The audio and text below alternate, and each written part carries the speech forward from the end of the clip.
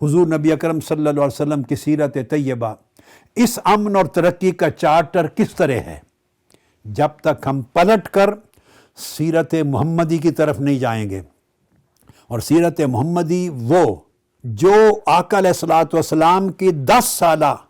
آپ پورے 23 برس کی طویل زندگی کی طرف نہ بھی جائیں، 10 سالہ جو مدنی دور ہے اس کی جو ترکیب و ترتیب ہے، ترکیب اور ترتیب، جب اس سے سیرت طیبہ کو نہیں سمجھیں گے اس وقت تک ہم سیرت کی صحیح معرفت سے محروم رہیں گے۔ ہمارا تصور یہ ہے کہ ہم نے ہر ایک نے اپنے تصور کو سیرت بنا لیا ہے۔ حضور نبی اکرم صلی اللہ علیہ وسلم نے انسانیت کو امن بھی دیا اور ترقی بھی دی۔ آپ کی بعثت سے قبل انسانیت امن سے بھی محروم تھی، ترقی سے بھی محروم تھی، کہ سیرت محمدی صلی اللہ علیہ وسلم انسانیت کے لیے امن اور ترقی کا چارٹر ہے۔ اب آپ دیکھیے کہ مدینہ طیبہ پہنچ کر سیرت محمدی میں پہلا قدم کیا نظر آتا ہے؟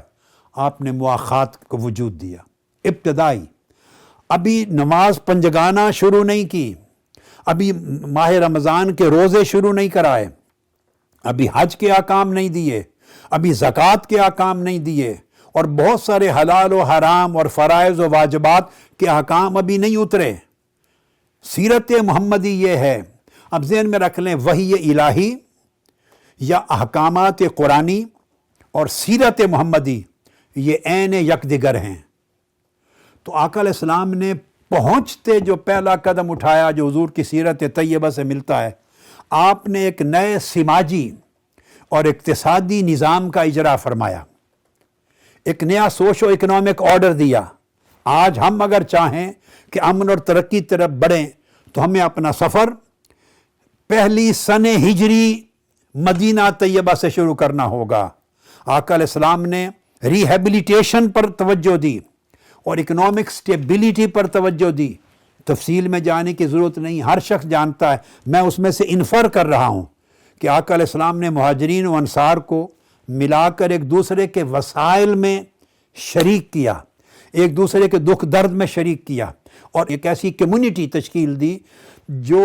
ایک دوسرے کے حقوق پورے کرے، فرائض مل کے پورے کرے، ایک دوسرے کے دکھوں اور بوجھوں کو اٹھائے اور اپنی خوشیوں میں دوسروں کو شیئر کرے۔ یہ جو مواخات مدینہ جس کو کہتے ہیں، اس کے ذریعے سوشل اکنامک سٹیبلٹی سے بنیاد رکھی کہ معاشرے میں جب تک یہ جذبہ نہیں ہوگا کہ مسلمان کو بھائی سمجھے، اس کے دکھ کو اپنا دکھ سمجھے، اس کی عزت کو اپنی عزت سمجھے، اس کی بے عزتی کو اپنی بے عزتی سمجھے، تو جس طرح وہ نہیں چاہتا کہ مجھے کوئی گالی دے، اس طرح وہ کسی اور کو گالی دینا گوارا نہ کرے، جس طرح وہ اپنے آپ کی تکلیف اور اذیت گوارا نہیں کرتا، اس طرح کسی دوسرے کو ذہنی، فکری، جسمانی اذیت دینا گوارا نہ کرے۔ یعنی دوسرے کے لیے جینا اور مرنا، یہ مواخات مدینہ سے آغاز ہوا۔ اس کے بعد حضور نبی اکرم صلی اللہ علیہ وآلہ وسلم نے پھر جو ارد گرد قبائل تھے ان کو جوڑا، اور امن کو فروغ دینے کے لیے حضور علیہ الصلوۃ والسلام نے معاہدات کیے۔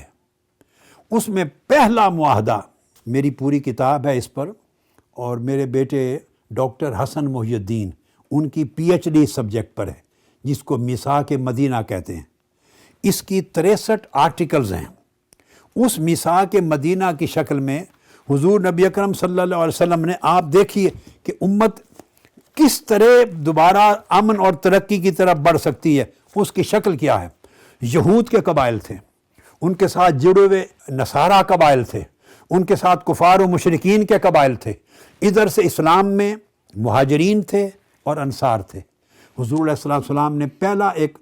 آفیشیل ڈاکیومنٹ بنایا جس کو فرسٹ کانسٹیٹیوشن کہتے ہیں۔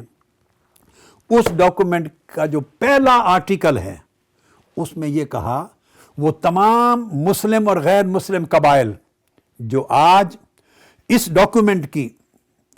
جو اتھارٹی ہے اس کو تسلیم کر رہے ہیں، اس کانسٹیٹیوشن کی چھت کے تلے آ رہے ہیں، irrespective of their faith, of their religion, of their creed, of their color، فرمایا انہم امت واحدۃ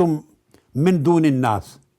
باقی تمام اقوام ایک طرف، یہ تمام طبقات آج سے ایک امت ہو گئے۔ لفظ حضور علیہ السلام نے استعمال فرمایا امت واحدہ،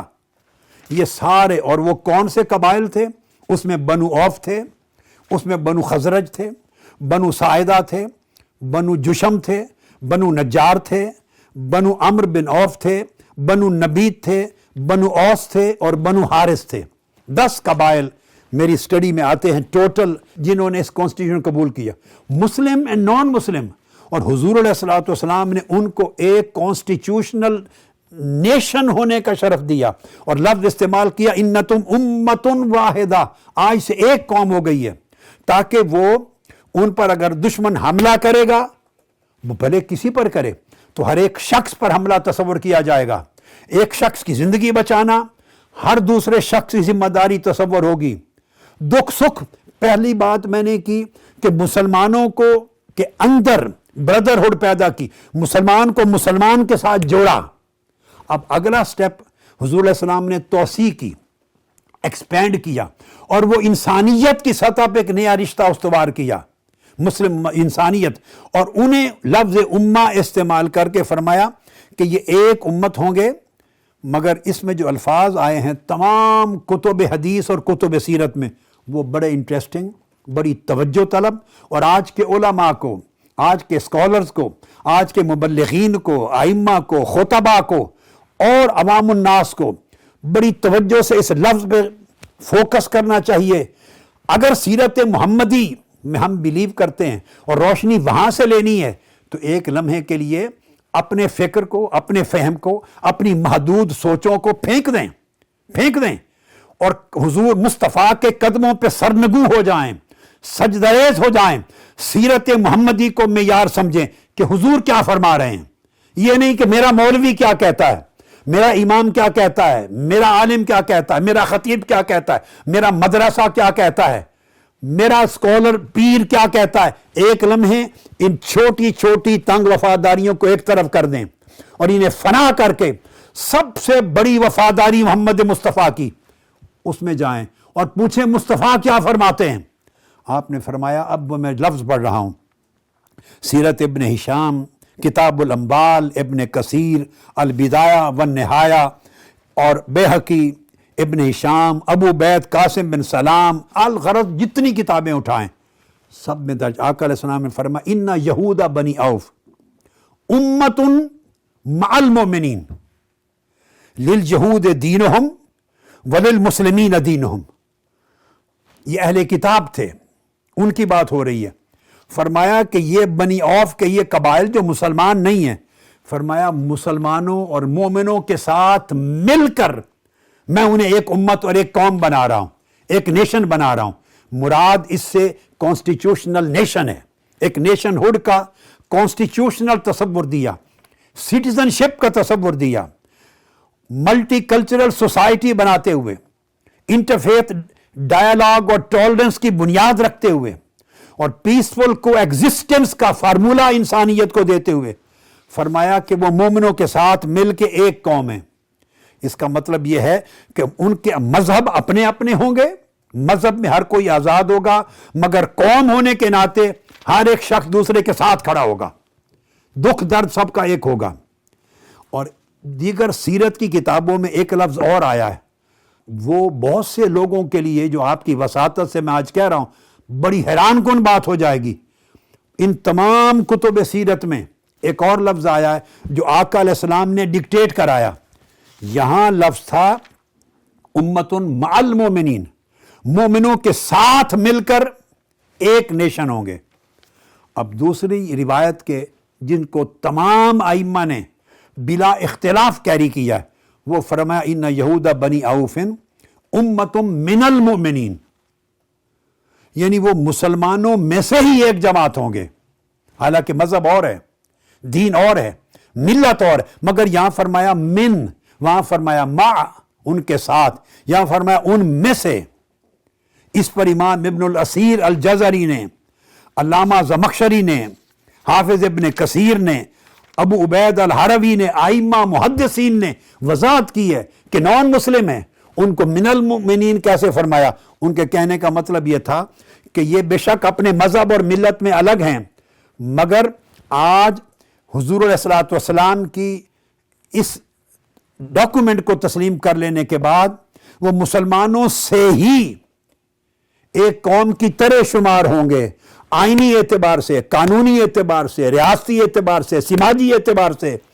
ان میں اور مسلمانوں میں کوئی فرق نہیں ہوگا۔ وضاحت کی کجماعت منہم، ان کے حقوق اسی طرح ہوں گے جیسے باقی مسلمانوں کے ہیں۔ تو اس کے تمثیل کے طور پہ فرمایا، کیوں کہ جو مصالحت ہو گئی ہے اور امن قائم ہو گیا ہے، ان جنگ بندی ہو گئی اور ان قبائل کے درمیان امن قائم ہو گیا، بینہم و بین المومنین، ان غیر مسلموں اور مومنوں کے درمیان اس امن نے اور مصالحت نے انہیں گویا ایک قوم بنا دیا ہے۔ اور اب ان کا دکھ درد انا کلمتہم واحدۃ علی عدوہم، یہ فرمایا اب ان کی زبان ایک ہوگی دشمن کے خلاف، ان کا کلمہ ایک ہوگا، ان کا ہاتھ ایک ہوگا، ان کا دفاع ایک ہوگا، کوئی حملہ کرے گا تو ایک جسم تصور کیا جائے گا۔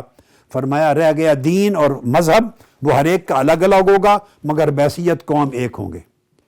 یہ میں نے تو صرف ایک آرٹیکل کوٹ کیا ہے آؤٹ آف 63 آرٹیکلز میثاق مدینہ کا، کہ سیرت محمدی کو اگر سمجھنا ہے